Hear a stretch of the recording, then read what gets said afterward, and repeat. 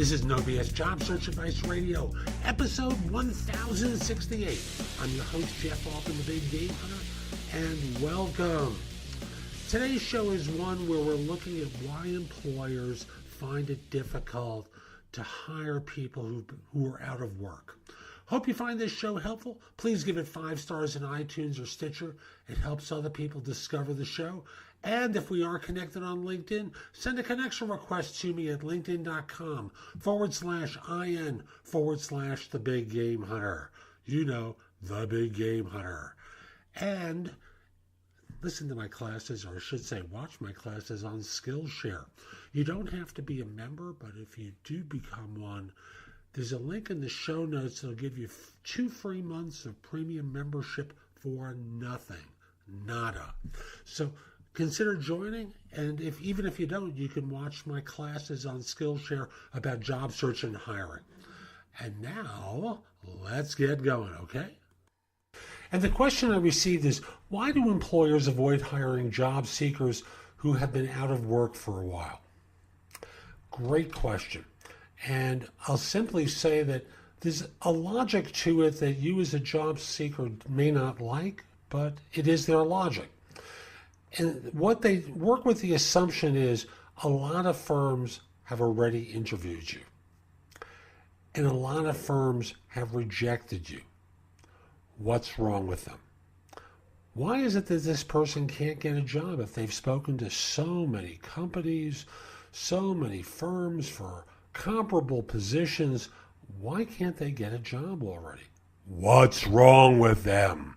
And that what's wrong with them is the big part of it. Like, I remember when I was a rookie recruiter back in the Stone Ages, you know, no computers, we'd mail resumes or have a messenger on staff to deliver them to a client. There were no fax machines. This was the Stone Ages of recruiting.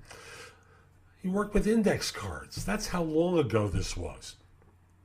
And, you know, I remember like the first or second person I personally interviewed, and I'd been trained to ask, so where have you been on interviews so far?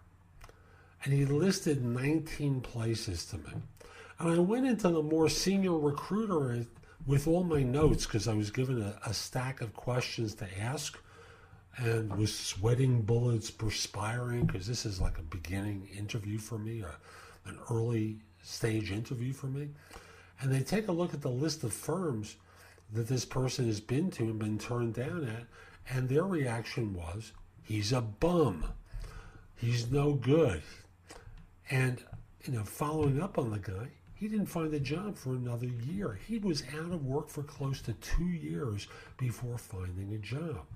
And it was in a company that wasn't perceived as being particularly good, that was not on our radar. We chose not to work with them, et cetera, et cetera. And thus, it taught me that lesson of how employers look at them. Now, you may say, this is a recruiter saying he's a bum and that he's no good. But the behavior of the employers told us that they didn't value what he had to offer.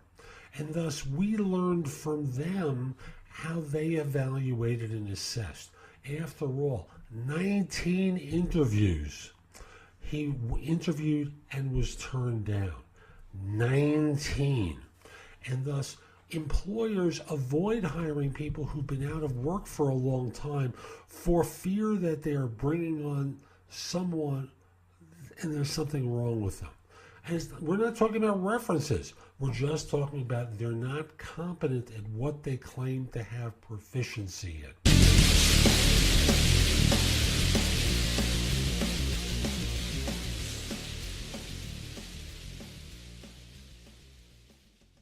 Hi, it's Jamie, Progressive #1, #2 employee. Leave a message at the... Hey, Jamie, it's me, Jamie. This is your daily pep talk. I know it's been rough going ever since people found out about your a cappella group, Mad Harmony, but you will bounce back. I mean, you're the guy always helping people find coverage options with the Name Your Price tool. It should be you giving me the pep talk. Now get out there, hit that high note, and take Mad Harmony all the way to nationals this year! Sorry, it's pitchy. Progressive Casualty Insurance Company and Affiliates. Price and coverage match limited by state law.